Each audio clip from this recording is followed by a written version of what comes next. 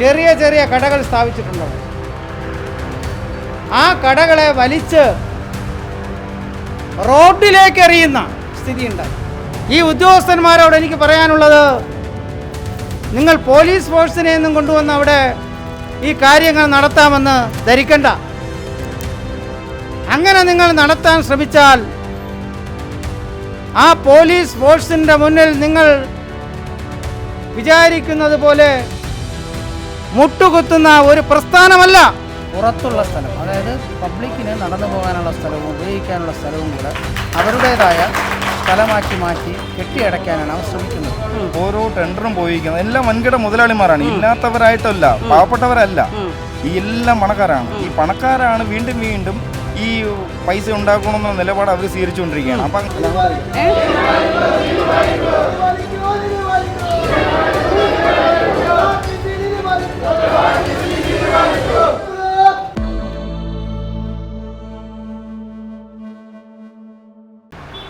ചെറിയ ചെറിയ അവിടെ പോയി നോക്കിയാൽ നമുക്ക് മനസ്സിലാവും. ചെറിയ ചെറിയ കടകൾ സ്ഥാപിച്ചിട്ടുണ്ട്. ആ കടകളെ വലിച്ച് റോഡിലേക്ക് എറിയുന്ന സ്ഥിതിയുണ്ടായി. ഞാൻ പാർട്ടി ഓഫീസിൽ ഇരിക്കുമ്പോൾ നാദിർ ഷാ എന്നെ വിളിക്കുകയാണ്. ഒപ്പം തന്നെ ഒരു വനിതാ സഖാവിൻ്റെ കരച്ചിലും കേൾക്കാം. ഞാൻ അവിടെ നിന്ന് ഉദ്യോഗസ്ഥന്മാരെ വിളിച്ചു. നിങ്ങൾ കാണിക്കുന്നത് തെറ്റാണ്. നിങ്ങളുമായുള്ള ധാരണയനുസരിച്ച് നിങ്ങളവിടെ കൺസ്ട്രക്ഷൻ നടത്തുമ്പോൾ അതിൻ്റെ മുന്നിലിരിക്കുന്ന വഴിയോര കച്ചവടക്കാർക്ക് ബുദ്ധിമുട്ടുണ്ടാക്കുന്ന രീതിയിൽ ഒന്നും ചെയ്യില്ല എന്ന് നിങ്ങൾ ഉറപ്പ് തന്നതാണ്. അതാണ് നിങ്ങൾ ലംഘിക്കുന്നത്. അവർ വന്നതോ നഗരത്തിലെ വലിയൊരു പോലീസ് ഫോഴ്സുമായിട്ടാണ്. ഈ ഉദ്യോഗസ്ഥന്മാരോട് എനിക്ക് പറയാനുള്ളത്, നിങ്ങൾ പോലീസ് ഫോഴ്സിനെ ഒന്നും കൊണ്ടുവന്ന് അവിടെ ഈ കാര്യങ്ങൾ നടത്താമെന്ന് ധരിക്കണ്ട. അങ്ങനെ നിങ്ങൾ നടത്താൻ ശ്രമിച്ചാൽ ആ പോലീസ് ഫോഴ്സിൻ്റെ മുന്നിൽ നിങ്ങൾ വിചാരിക്കുന്നത് പോലെ മുട്ടുകുത്തുന്ന ഒരു പ്രസ്ഥാനമല്ല ഇവരെ നയിക്കുന്നത് എന്ന് നിങ്ങൾ മനസ്സിലാക്കും. ഇന്നിപ്പോൾ നമ്മളിവിടെ വന്നപ്പോൾ ഇവിടെ ഒരു സെക്യൂരിറ്റി പോലും ഇല്ല. ഞങ്ങൾക്ക് വേണമെങ്കിൽ ഓഫീസിനകത്ത് കയറി സമരം ചെയ്യാം. നമ്മൾ അതിനല്ല ഇവിടെ വന്നത്. നമ്മളിവിടെ വന്നത് നമ്മുടെ ഈ സങ്കടം, ഈ തൊഴിലാളികളുടെ സങ്കടം ഇവിടെ ഇരിക്കുന്ന ചീഫ് ഓഫീസിലിരിക്കുന്ന MD അടക്കമുള്ള ഉദ്യോഗസ്ഥന്മാർ അറിയുന്നതിന് വേണ്ടിയിട്ടാണ്. നിങ്ങൾ AC കാറിൽ പോകുമ്പോൾ കൊടും വെയിലത്ത് ഇരുന്ന് കിട്ടുന്ന ചെറിയ വരുമാനം ഉണ്ടാക്കുന്നതിന് വേണ്ടി കച്ചവടം നടത്താനിരിക്കുന്ന ഈ പാവപ്പെട്ട വഴിയോര കച്ചവടക്കാരൻ്റെ ബുദ്ധിമുട്ട് നിങ്ങൾക്കറിയണമെന്നില്ല. എന്നാൽ നിങ്ങളത് അറിയുന്നവരാണെങ്കിൽ ഇന്ന് അവിടെ വന്ന് അക്രമം കാണിച്ച ആ ഡെപ്യൂട്ടി തഹസിൽദാരായിരിക്കുന്ന വിനീഷ് എന്ന് പറയുന്ന ഉദ്യോഗസ്ഥനെ അടക്കം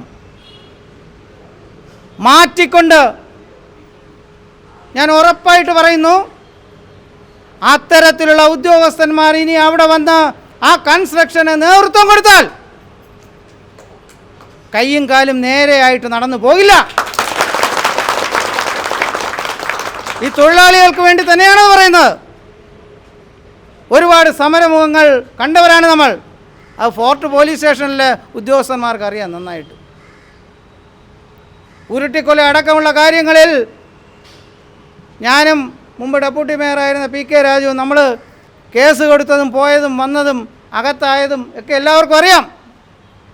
ആ ചരിത്രമൊന്നും ഞാൻ പറയാൻ പോകുന്നില്ല. എന്നാൽ ഈ പാവപ്പെട്ട തൊഴിലാളികൾക്ക് വേണ്ടി ഏതറ്റം വരെ പോകേണ്ടി വന്നാലും കമ്മ്യൂണിസ്റ്റ് പാർട്ടിയും AITUCയും പോകുമെന്ന് ഓർമ്മിപ്പിക്കുവാൻ ഞാൻ ഈ അവസരം ഉപയോഗിക്കുകയാണ്. ഇനി ഇത്തരത്തിലൊരു സാഹചര്യം അവിടെ സൃഷ്ടിച്ചാൽ അവിടെ ഉണ്ടാകുന്ന കാഷ്വാലിറ്റിക്ക്, അവിടെ രക്തച്ചൊരിച്ചിലുണ്ടായാൽ അതിൻ്റെ ഉത്തരവാദിത്വം ഇവിടെ ഇരിക്കുന്ന MDക്കായിരിക്കുമെന്ന് പറയുവാൻ ഞാൻ ഈ സൂചന സമരത്തിലൂടെ ആഗ്രഹിക്കുകയാണ്. അതുകൊണ്ട് ഈ പണി നിർത്തണം. ഈ തൊഴിലാളികളെ ദ്രോഹിക്കാൻ വേണ്ടി റിട്ടയർ ചെയ്ത ഉദ്യോഗസ്ഥന്മാരെ നിയമിച്ചുകൊണ്ട് നിങ്ങൾ ഇനിയും അതിന് മുന്നോട്ട് പോയാൽ അതിനെ ചെറുക്കാൻ ഇന്നിപ്പോൾ പഴവങ്ങാടിയിലെ വഴിയോര കച്ചവടക്കാർ മാത്രമേ പ്രതിഷേധമായിട്ട് ഇവിടെ വന്നിട്ടുള്ളൂ. ഈ പ്രതിഷേധത്തിൻ്റെ സ്വഭാവം മാറും.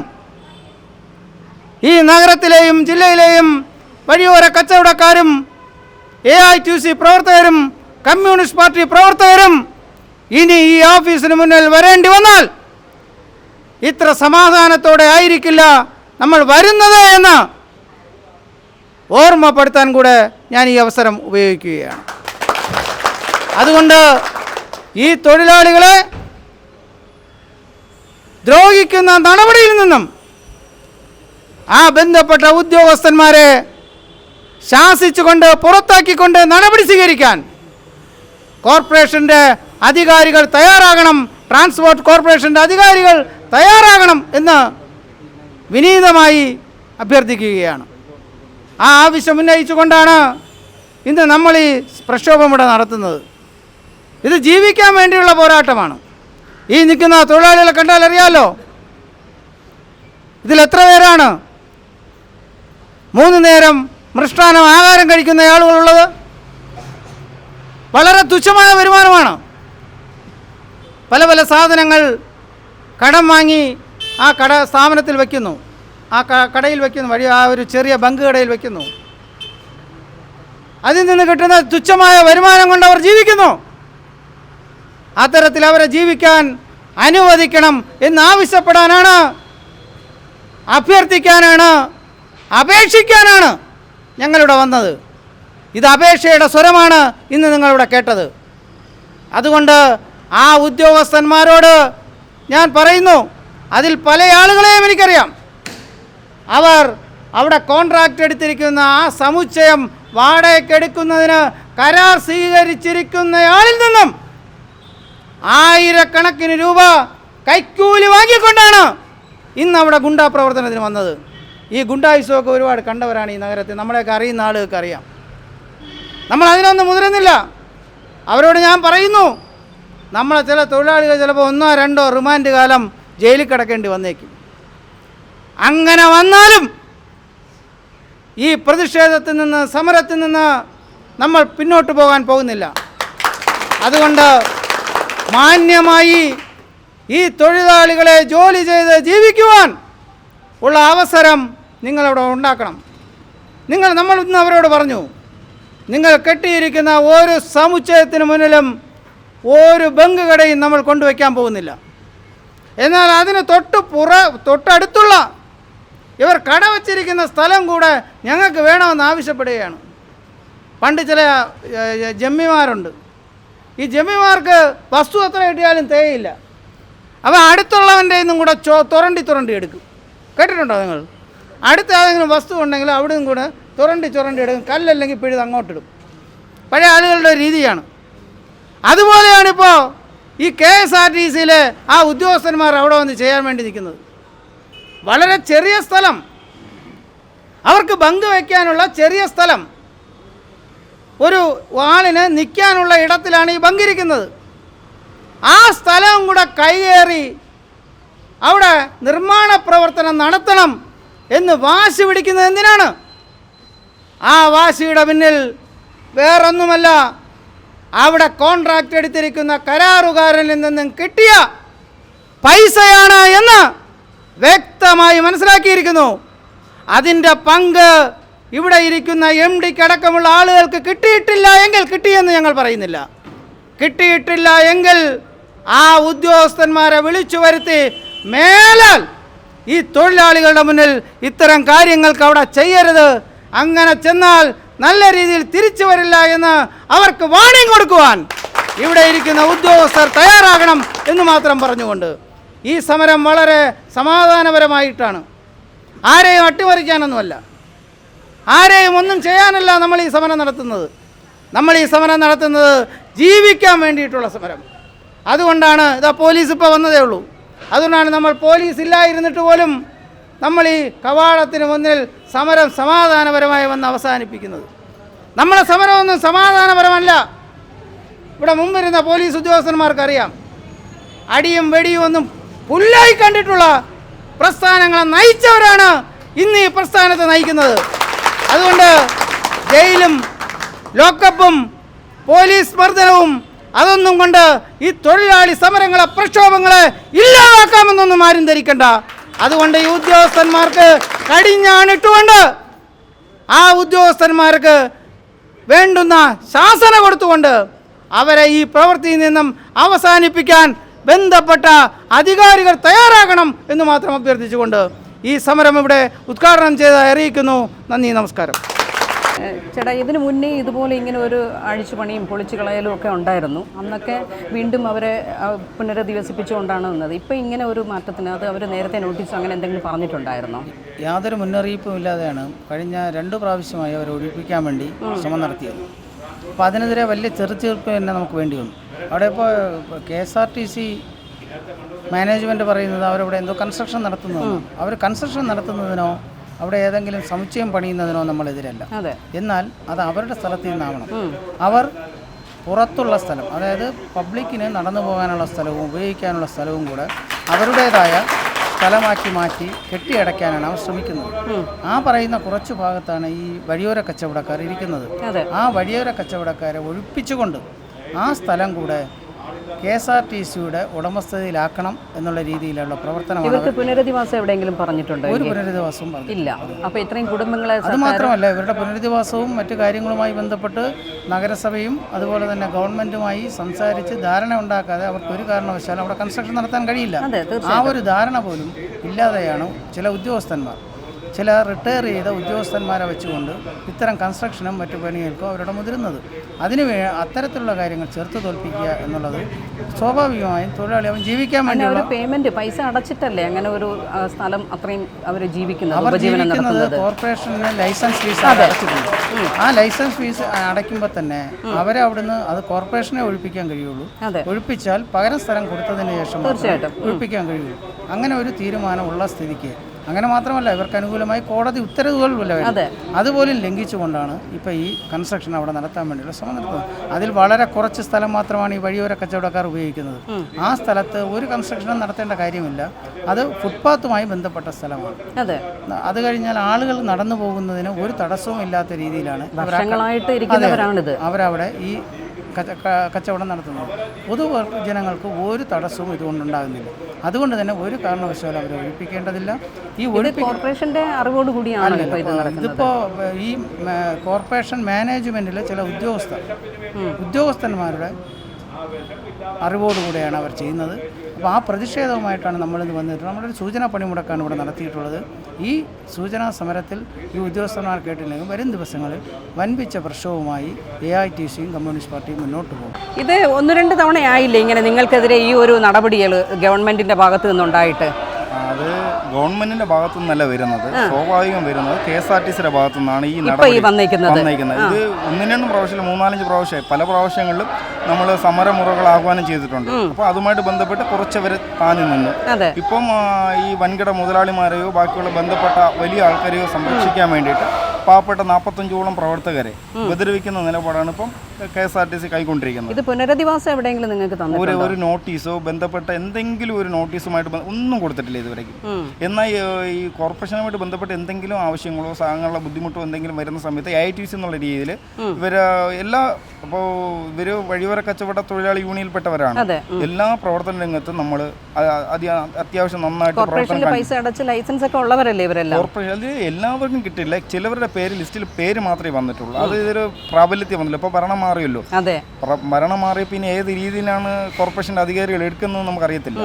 അപ്പോൾ ചിലപ്പോൾ മൊത്തത്തിൽ ഉന്മൂലനം ചെയ്യാനായിരിക്കും തീരുമാനമെങ്കിൽ നമുക്ക് പറയാൻ പറ്റത്തില്ല. ഉന്മൂലനം ചെയ്യുകയാണെങ്കിൽ ഇത്രയും കുടുംബങ്ങളുടെ സംരക്ഷണം ആരേറ്റെടുക്കും? ഏകദേശം തിരുവനന്തപുരം സിറ്റിക്കകത്ത് ഏകദേശം ഒരു 1000-1500 മുകളിൽ വഴിയോര കച്ചവടക്കാരുണ്ട്. അവർ ഈ വഴിയോര കച്ചവടക്കാരെല്ലാവരും ഈ കച്ചവടം ചെയ്ത് തന്നെയാണ് ഉപജീവനം നടത്തുന്നത്. അപ്പം അതിൽ മുതിർന്നവർ അല്ലെങ്കിൽ അച്ഛനോ അമ്മയോ ആരെങ്കിലും ഒരാളായിരിക്കും കച്ചവടം ചെയ്യുന്നത്. അപ്പോൾ അവരുടെ കുടുംബം ഏകദേശം 5 പേരോ 6 പേരോ 3 പേരിൽ കുറയാതെ അവർക്കാണ്. ഇവരുടെയൊക്കെ ഉപജീവന മാർഗം പഠിത്തം അല്ലെങ്കിൽ വിദ്യാഭ്യാസം, അവരെ പാർപ്പിടം എല്ലാം നമ്മളായിട്ടാണ് ചെയ്യുന്നത്. അപ്പോൾ ഇതിനെയാണ് ഈ KSRTC വൻകിട മുതലാളിമാർ അല്ലെങ്കിൽ വൻകിട നേതാക്കന്മാർ മേലുദ്യോഗസ്ഥർ അറിയാതെ ഒരിക്കലും താഴെ തട്ടിലുള്ളവർ ഇതിനു വേണ്ടി ഇറങ്ങത്തില്ല. അത് മേലുദ്യോഗസ്ഥരുടെ അറിവോട് കൂടിയാണ് ഇതൊക്കെ ചെയ്യുന്നത്. കാരണം ഓരോ ടെൻഡറും പോയിരിക്കുന്നത് എല്ലാം വൻകിട മുതലാളിമാരാണ്, ഇല്ലാത്തവരായിട്ടല്ല, പാവപ്പെട്ടവരല്ല, ഈ എല്ലാം പണക്കാരാണ്. ഈ പണക്കാരാണ് വീണ്ടും വീണ്ടും ഈ പൈസ ഉണ്ടാക്കണമെന്ന നിലപാട് അവർ സ്വീകരിച്ചുകൊണ്ടിരിക്കുകയാണ്. അപ്പം സ്വാഭാവികമായിട്ട് പൈസ ഉള്ളവർ ഉണ്ടായിക്കൊണ്ട് തന്നെ ഇരിക്കും, പാവങ്ങൾ അങ്ങനെ തന്നെ കിടക്കും. അത് പണ്ടത്തെ കാലഘട്ടം ഇപ്പോഴും അങ്ങനെയാണ് നടന്നുകൊണ്ടിരിക്കുന്നത്.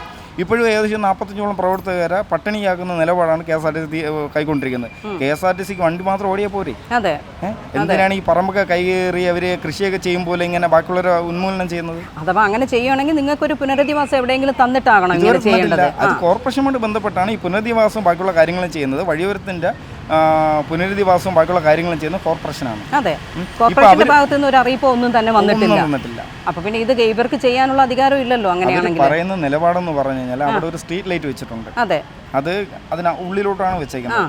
ആ സ്ട്രീറ്റ് ലൈറ്റിൻ്റെ അതായത് അതിൻ്റെ വാടക ഇലക്ട്രിസിറ്റിയിൽ നിന്ന് പോകുന്ന വാടക പോകുന്ന കോർപ്പറേഷൻ സെക്രട്ടറിക്കാണ്.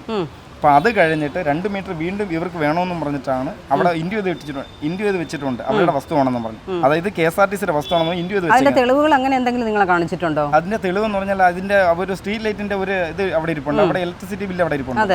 അതിന്റെ ബില്ല് പോകുന്നത് അതിന്റെ യഥാർത്ഥ ഓണർ പോകുന്നത് പറഞ്ഞാൽ കോർപ്പറേഷന്റെ സെക്രട്ടറിയാണ് അതിന്റെ യഥാർത്ഥ ഓണർ. പിന്നെ എങ്ങനെ ഈ സ്ഥലം മൊത്തം KSRTC എന്ന് പറയും? അപ്പോൾ അത് നമ്മൾ ചോദിച്ചാൽ അതൊന്നും വലിയ തെളിവൊന്നുമില്ല, അതും വലിയ കാര്യമില്ല. ഗുണ്ടായിസാണ് അവർ KSRTC ആൾക്കാർ കാണിച്ചത്.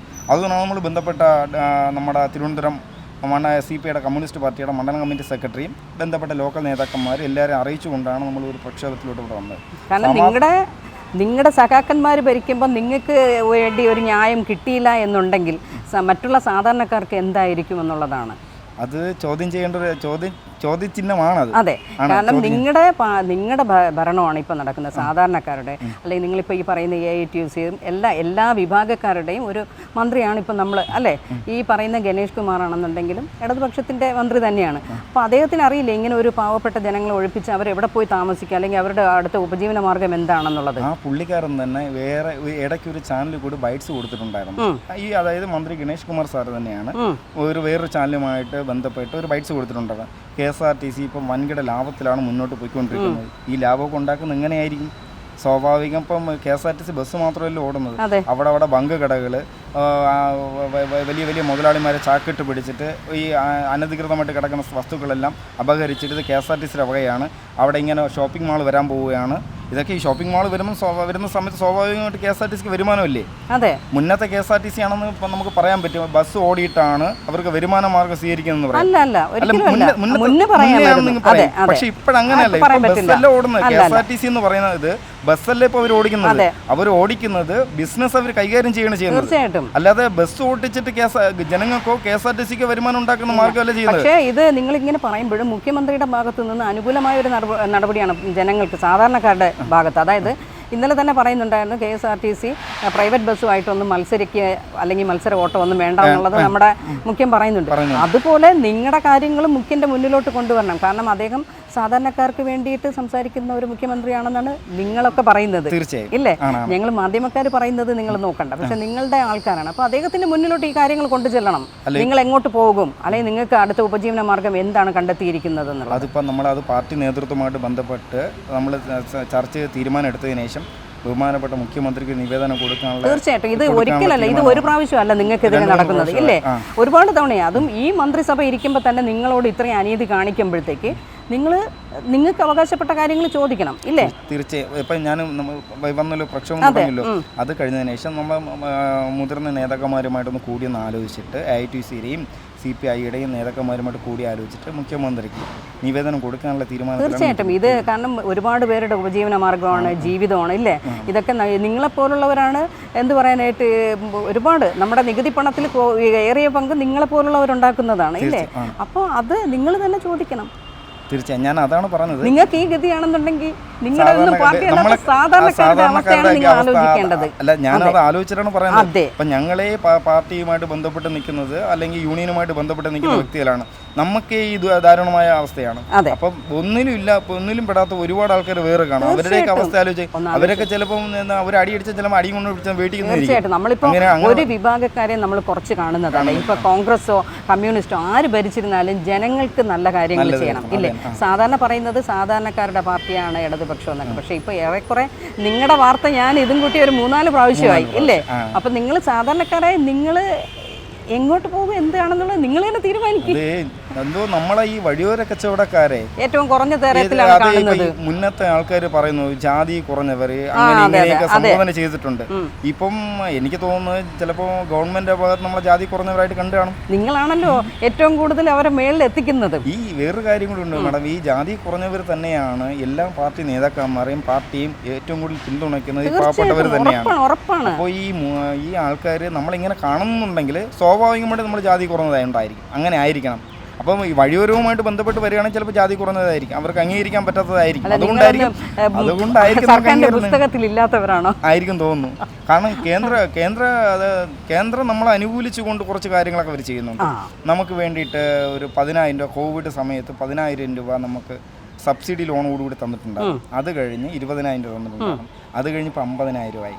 അത് കറക്റ്റ് അടച്ചു പോകുന്നവർക്ക് അതിനേക്കാളും കൂടുതൽ എമൗണ്ട് കിട്ടുന്നുണ്ട്. അത് പോരാഞ്ഞിട്ട് പുള്ളിക്കാരെ ഇവിടെ വന്നിട്ട് പ്രധാനമന്ത്രി ഇവിടെ വന്നിട്ട് നമുക്ക് വേണ്ട ക്ഷേമകാര്യങ്ങൾ കൈകൊണ്ട് വേണ്ട കാര്യങ്ങൾ ചെയ്യണം എന്നുള്ള കുറേ കാര്യങ്ങളൊക്കെ പറഞ്ഞിട്ടുണ്ടായിരുന്നു. അപ്പം കേന്ദ്ര ഗവൺമെൻറ് നമ്മൾ സ്വാഭാവികമായിട്ടും പാർട്ടിക്കൊരു ക്ഷീണമാണ്, ഇല്ലേ? ഇതിലേ ഈ പാർട്ടിക്കകത്ത് തന്നെ നല്ല അതായത് നമ്മളെ ഞാൻ പറയുന്ന നേതാക്കന്മാരെ അല്ല ഇതില് നമ്മുടെ ഇപ്പൊ സഖാക്കന്മാരെ അവരെ ഒന്നും അല്ല പറയണത്. ചില ഉദ്യോഗസ്ഥര് ചില ഈ അന്തംകമ്മികൾ എന്ന് പറഞ്ഞിട്ടാണ് ചിലരെ പറയുന്നത്. ഒന്നും അറിയാതെ എന്തെങ്കിലുമൊക്കെ വിളിച്ചു പറയും നമ്മൾ കാര്യങ്ങൾ അറിയാമായിട്ട് ബന്ധപ്പെട്ട് ഒരു രാഷ്ട്രീയക്കാരെയോ ഒരു മന്ത്രിമാരെയോ അല്ലെങ്കിൽ ഒരു MLA യോ നമ്മളൊന്നും പറയേണ്ട കാര്യം. ഇതിലിരിക്കുന്ന കുറച്ച് അതായത് സ്ഥിരം ജോലിയുള്ളവരുണ്ട് ഗവൺമെന്റിൽ, സ്ഥിരം ജോലി, അവർക്ക് ഒന്നും സംഭവിക്കില്ല, അവർക്ക് സ്ഥിരം ജോലിയുള്ളവർ, അവരെ പോലുള്ളവരാണ് ഈ ഗവൺമെന്റിനെയും നമ്മളെയും ആക്ഷേപിക്കുന്ന രീതിയിലുള്ള പ്രവർത്തനങ്ങൾ ചെയ്യുന്ന ഈ സ്ഥിരമായിട്ട് ജോലിയുള്ളവരാണ്. കാണിക്കുമ്പോൾ ഇത് ഗവൺമെന്റിന് അപമാനവും അവർക്ക് അതായത് അവരുടെ പേരിന് മോശം വരുത്തുന്നതാണ് സർക്കാരിനെ. ഇത് ഈ ഉദ്യോഗസ്ഥർ കാണിക്കുന്ന നെറുകേടാണ് പാവപ്പെട്ട മന്ത്രിമാരെയും MLA-മാരെയും ബന്ധപ്പെട്ട ഈ പാർട്ടിയുടെ നേതാക്കന്മാർക്കും ഇതുണ്ടാക്കുന്നത്. കാരണം ഇവരെന്നിട്ട് ഒന്നും അറിഞ്ഞൂടാത്ത പോലെ ഇരിക്കും. ഇവർ ഈ ഗവൺമെന്റ് ജോലി ചെയ്യുന്ന ഉദ്യോഗസ്ഥരാണ് യഥാർത്ഥത്തിൽ പറഞ്ഞ നെറുകേട് കാണിക്കുന്നത്. അല്ലാതെ നമ്മുടെ ഞാൻ പറയട്ടെ, നമ്മളിപ്പോൾ ഒരാളിനോട് സംസാരിക്കുമ്പോൾ നമ്മൾ പ്രതിപക്ഷ ബഹുമാനത്തോടു കൂടി സംസാരിക്കുക എന്നൊരു മര്യാദയുണ്ട്, ഇല്ലേ? നമ്മൾ എന്തെങ്കിലും ഒരു ഇപ്പോൾ നിങ്ങളുടെ ഈ വാർത്ത എടുക്കുന്നത് നമുക്കിപ്പോൾ വേറെ ഒന്നുമല്ല, നിങ്ങളിലൂടെ നിങ്ങളുടെ പ്രയാസങ്ങൾ ജനങ്ങൾ അറിയട്ടെ, കാണട്ടെ, അല്ലെങ്കിൽ ഇത് കാണേണ്ട പ്രമുഖന്മാർ അല്ലെങ്കിൽ നമുക്ക് കാണേണ്ട അധികാരികൾ കാണട്ടെ എന്നുള്ളതാണ്. പക്ഷേ അല്ലാതെ നമുക്കിതിൽ വേറെ ഒരു മന്ത്രിയോ അല്ലെങ്കിൽ ഒരു സർക്കാരിനെയോ നമുക്ക് താഴ്ത്തിക്കെട്ടണമെന്നോ അങ്ങനെ ഒന്നുമില്ല, ഒരാവശ്യമില്ല. പക്ഷേ ഇപ്പോൾ തന്നെ നിങ്ങളുടെ ഈ ബൈറ്റ് എടുത്ത് കഴിഞ്ഞാൽ നോക്കിക്കോണം ഇതിൻ്റെ താഴെ വരുന്ന കമൻസുകൾ. ഈ കമൻസ് കേൾക്കുമ്പോൾ നമ്മൾ ഈ അയക്കുന്ന കമൻസ് ഇന്ന പാർട്ടിക്കാരനാണ്, ആ പാർട്ടിയെ നമ്മൾ വില കൽപ്പിക്കുള്ളൂ അത്രയ്ക്കും. ഇപ്പോഴേ ഞാൻ ഈ കമൻസ് ഇടുന്നില്ലേ, ഈ കമൻസ് ഇടുന്നവർ സ്വാഭാവികമായിട്ട് എന്തായിരിക്കും, അവര് മനുഷ്യരുമായിട്ട് ഇടപഴകുന്നവരല്ലേ? അതാണ് മനുഷ്യരുമായിട്ട് ഇടപഴകുന്നവരല്ലേ അവരെങ്ങനെ വരുന്ന സമയത്ത് കരണിയും കൊണ്ട് വാക്യത്ത് വെച്ചിട്ടാണ് അവർ വന്നത്. മാത്രമല്ല സംസാരിക്കുന്ന രീതികൾ, സംസ്കാരം, ഭാഷ ഇതൊക്കെ വളരെ മോശമാണ്. ഇതെല്ലാം ബാധിക്കുന്നത് ഇത് ഇപ്പം മേഡം പറഞ്ഞില്ലേ ഈ സംഭവം, അതായത് ഇപ്പം ഈ കമൻ്റ് ഇടുന്നവർ അവരുടെ അമ്മയോ അല്ലെങ്കിൽ സഹോദരങ്ങളോ അവർക്ക് ബന്ധപ്പെട്ട ആൾക്കാരോ ആണെന്നുണ്ടെങ്കിൽ ഈ കമന്റ് അവരിടും. അതെ, തീർച്ചയായിട്ടും നമ്മൾ ഒരു കമന്റിന് പ്രതികരിക്കാൻ പോകുന്നില്ല. ഇപ്പൊ ഇത് പറഞ്ഞു പോയത് കൊണ്ടാണ്. കാരണം പല ആൾക്കാരും ജനങ്ങളാണ് പാർട്ടിയെ പോലും നശിപ്പിക്കുന്നതെന്ന് ഞാൻ പറയത്തുള്ളൂ. ചില ആൾക്കാർ എന്തായാലും നിങ്ങളുടെ ഈ ഒരു പ്രശ്നം വളരെ സങ്കടമാണ്. കാരണം ഒരുപാട് തവണയാണ് നമ്മളിത് കാണുന്നു. അതെ, ഒരുപാട് പ്രാവശ്യമായി. 40-45 കുടുംബമാണ്. പിന്നെ തീർച്ചയായിട്ടും എന്തായാലും ഇതിനൊരു പരിഹാരം കണ്ടെത്തണം. ഇതിന് വേണ്ടിയിട്ട് ഞങ്ങളുടെ ഭാഗത്തു നിന്ന് എന്താണെങ്കിലും നിങ്ങൾക്ക് സഹായം എന്ത് വേണമെങ്കിലും ഞങ്ങളുടെ ഭാഗത്തു നിന്നുണ്ടാകും ഉറപ്പായിട്ടും. കാരണം ഒന്നല്ല, ഇപ്പൊ പറഞ്ഞ പോലെ 40-45 കുടുംബമാണ് അവർ ജീവിക്കുന്നതല്ല ഇതിൽ നിന്നുള്ള വരുമാനമാണ്. അതെ, തീർച്ചയായിട്ടും ഇത് കാണേണ്ട അധികാരികൾ കാണട്ടെ, അവരുടെ കണ്ണ് തുറക്കട്ടെ എന്നുള്ളതാണ്. എന്തായാലും അല്ലെങ്കിൽ ഒരു പുനരധിവാസം തരട്ടെ. എന്തായാലും മേഡം ഇത് നമ്മൾ ഇത് ഇന്നും നാളെയും കൊണ്ട് ഇതോടുകൂടി നമ്മൾ അവസാനിപ്പിക്കുന്നില്ല. ഇതിനൊരു ശാശ്വതമായ പരിഹാരം കിട്ടുന്നവരെ നമ്മൾ ആക്റ്റീവായിട്ട് മുന്നോട്ട് തന്നെ പോകും, ബാക്കിലോട്ട് പോകത്തില്ല. ഉറപ്പായിട്ടും. അല്ലേ, ഇത് വർഷങ്ങളായില്ലേ ഇവിടെ ഇരിക്കാൻ തുടങ്ങിയിട്ട്? നിങ്ങൾ സർക്കാരിന് പൈസ അടച്ചിട്ടല്ലേ? 9,000 രൂപ അടയ്ക്കും. 4,500 സ്ക്വയർ ഫുട്ടിനാണ് അനുസരിച്ചാണ് അടയ്ക്കുന്നുണ്ടല്ലോ, ലൈസൻസും ഉണ്ടല്ലോ. ലൈസൻസും ഉണ്ട്. ഇത് നേരത്തെ മുൻകൂർ അറിയിച്ചിട്ടുണ്ടായിരുന്നു ഇങ്ങനെ മാറ്റും എന്നുള്ളത്? ഇല്ല, നമ്മളെല്ലാവരും അറിയിച്ചിട്ടില്ല. ഈ KSRTC-കാരാണ് ഇപ്പോഴും നമ്മളെ മാറ്റാൻ വേണ്ടി. KSRTC-കാരാണ് മാറ്റുന്നത്. ഓപ്പറേഷനിൽ ഒരു അറിയിപ്പും വന്നിട്ടില്ല. നിങ്ങൾക്ക് മാറാനോ ഒന്നും പറഞ്ഞിട്ടുമില്ലല്ലോ? ഇല്ല. അപ്പൊ ഇനിയിപ്പോ ഇത് ഇവിടെ നിന്ന് മാറിയാൽ നിങ്ങൾ എങ്ങോട്ട് പോകുമെന്നുള്ള ഒരു ഇതുമില്ല. നമ്മൾ മാറാൻ തയ്യാറല്ലല്ലോ. നമ്മൾ ഇത് കഴിഞ്ഞാൽ വേറെ ഒരു വരുമാനവും ഇല്ല.